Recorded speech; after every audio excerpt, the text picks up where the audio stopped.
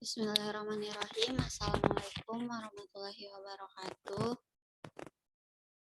Yang terhormat Bapak Anwar Fatoni selaku dosen pengampu mata kuliah Ekonomi Makro Islam. Pada kesempatan kali ini kami kelompok 1 akan memaparkan tugas yang telah kita kerjakan yang berjudul Peran dan Fungsi Pemerintah dalam Ekonomi Islam. Saya Habibah Arsymajidah dengan NIM 029. Saya Sagita Febi Wulandari dengan NIM 039. Saya Putri Aulia dengan NIM 040.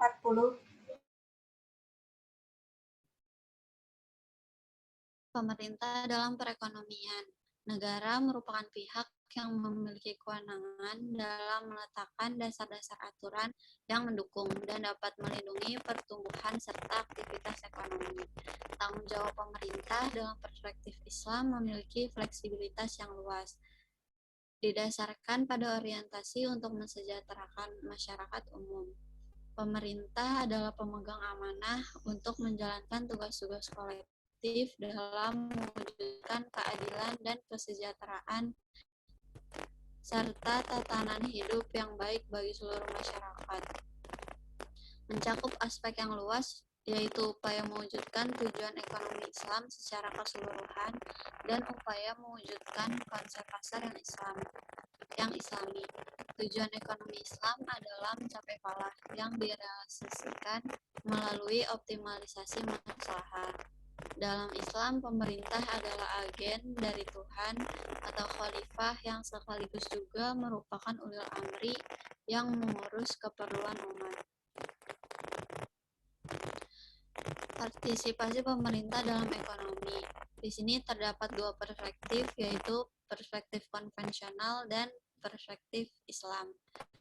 Pada perspektif konvensional terdapat teori klasik yang menyatakan tidak ada campur tangan dari pemerintah karena adanya invisible hand. Perekonomian akan ditentukan oleh permintaan dan penawaran di pasar untuk berada dalam keseimbangan atau equilibrium. Teori Keynes menyatakan perlunya ada partisipasi pemerintah untuk memandu, memperbaiki, dan melengkapi operasinya dalam aspek-aspek tertentu. Pemerintah memiliki otoritas penuh dalam menjalankan roda perekonomian. Di perspektif Islam yang pertama, pemerintah berperan untuk menyelamatkan ekonomi dan aspek lain kehidupan muslim dari semua bentuk kejahatan. Yang kedua, pemerintah mempunyai hak untuk ikut campur dalam kepemilikan pribadi demi mempertahankan kepentingan sosial, tetapi tidak mempunyai hak penuh. Yang ketiga, dapat melakukan rasionalisasi dengan kegiatan ekonomi melalui konsep fardu kifayah. Yang keempat, pemerintah Islam bertanggung jawab untuk menjamin semua kebutuhan dasar bagi masyarakat. Dan yang terakhir, melindungi lingkungan ekonomi agar konsisten dengan nilai dan prinsip Islam.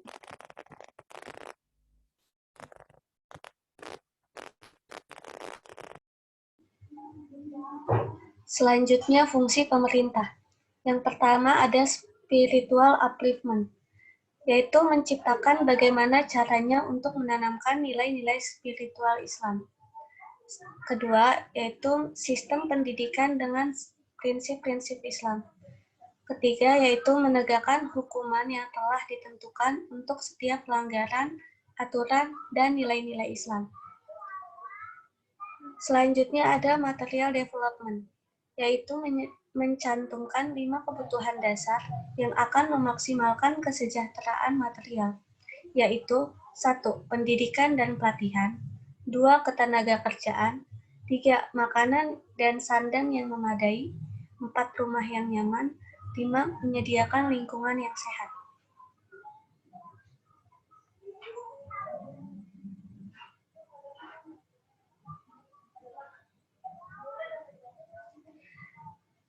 Selanjutnya, peran pemerintah.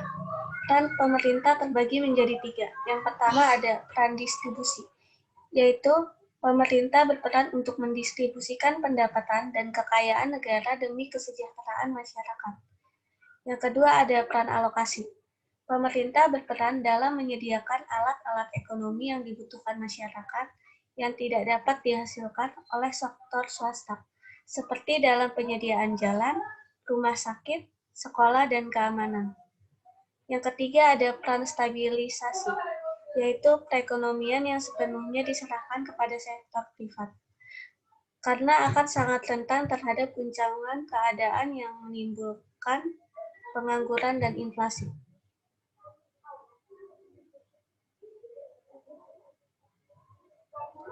Selanjutnya ada intervensi pemerintah. Intervensi ini ditentukan oleh beberapa hal. Yang pertama, regulasi pelarangan jual beli barang yang diharamkan secara syar'i. Contohnya minuman keras. Yang kedua, regulasi yang melarang semua bentuk dan jenis manipulasi dalam semua aktivitas ekonomi. Yang ketiga, regulasi yang melarang peredaran makanan, minuman, atau bahan lainnya yang membahayakan kesehatan umum. Keempat, regulasi yang melarang permainan terhadap kepentingan dan harta manusia secara umum, kebun-kebun yang menjadi sarana pelayanan umum, dan berbagai fasilitas lainnya. Kelima, regulasi pelarangan pekerjaan pada sektor yang diharamkan, seperti praktek prostitusi atau perjudian. Yang keenam, regulasi yang membatasi produksi komoditi yang tidak terlalu dibutuhkan masyarakat. Negara harus mengatur agar para produsen memproduksi barang-barang yang dibutuhkan oleh masyarakat. Pemerintah harus mengatur harga yang adil bagi produsen dan juga kepada konsumen.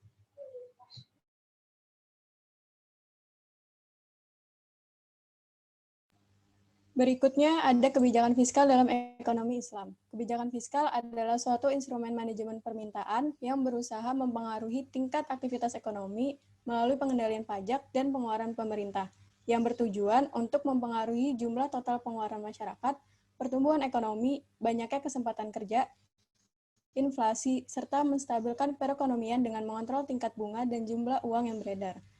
Al-Quran memang tidak memberikan perincian terkait kebijakan fiskal maupun kebijakan moneter. Akan tapi, ada beberapa ajaran ekonomi yang terekam dalam sejarah dan sunnah sebagai pengarahnya. Dalam Islam, kebijakan fiskal merupakan suatu kewajiban negara dan menjadi hak rakyat, sehingga akan berguna dalam meningkatkan kesejahteraan rakyat dan juga mampu menciptakan mekanisme distribusi ekonomi yang adil. Adapun jenis dari kebijakan fiskal meliputi pembiayaan fungsional, pengelolaan anggaran, stabilisasi anggaran otomatis, dan anggaran belanja seimbang.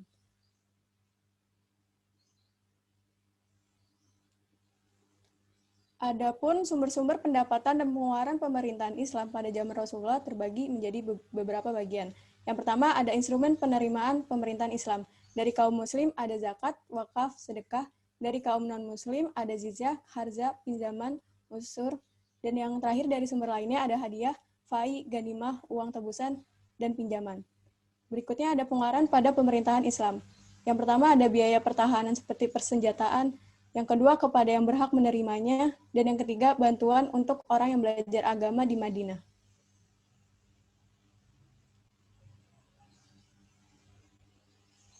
Berikutnya ada kebijakan moneter. Kebijakan moneter adalah usaha mengendalikan keadaan ekonomi makro agar dapat berjalan secara stabil melalui pengaturan jumlah uang yang beredar dalam perekonomian dengan tujuan untuk mencapai dan memelihara kestabilan nilai mata uang. Kebijakan moneter terbagi menjadi dua, yaitu kebijakan moneter ekspansif yang digunakan dalam rangka menambah jumlah uang yang beredar dan kebijakan moneter kontraktif yang digunakan dalam rangka mengurangi jumlah uang yang beredar. Adapun instrumen kebijakan moneter dalam ekonomi Islam antara lain yang pertama ada operasi pasar terbuka. Operasi pasar terbuka berarti pengendalian peredaran uang yang dilakukan dengan membeli surat berharga atau menjual surat berharga. Yang kedua ada common pool. Common pool merupakan langkah dalam bekerjasama yang mewajibkan setiap bank komersial untuk memisahkan sebagian deposit pada kadar tertentu untuk memberikan keringanan pada permasalahan likuiditas yang dihadapi oleh bank. Yang ketiga ada moral suasion. Moral suasion adalah diskusi yang dilakukan oleh para bank untuk membahas masalah yang kemudian direncanakan untuk mempermudah realisasinya. Yang keempat, ada lending ratio yang berarti qardul hasan atau pinjaman kebaikan. Yang kelima, ada refinance ratio, yaitu pembayaran yang dilepaskan oleh bank sentral untuk bank komersial sebagai elemen dari Qardul Hasan yang dibagikan oleh mereka. Yang keenam, ada rasio bagi keuntungan, yaitu pembagian keuntungan yang didasarkan pada rasio yang sudah disepakati bersama. Dan yang terakhir, ada Islamic Sukuk atau yang disebut dengan obligasi syariah.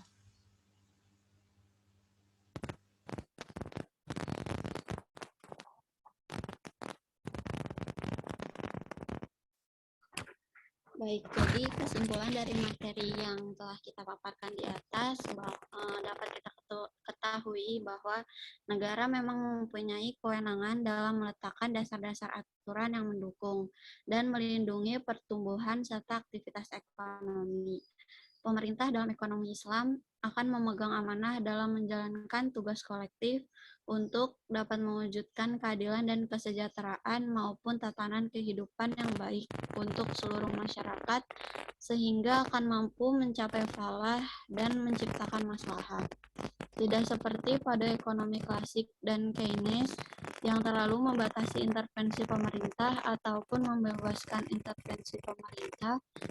Pemerintah dalam ekonomi Islam memiliki hak untuk menjalankan atau tidak menjalankan intervensi yang dilihat dari suatu urgennya suatu kondisi. Adapun fungsi pemerintah terdiri dari spiritual upliftment dan material development. Bersama dengan itu, pemerintah juga mempunyai 3 peran dalam distribusi, alokasi, dan stabilisasi, di mana dalam menjalankan perannya, pemerintah dapat melakukan instrumen kebijakan fiskal ataupun moneter.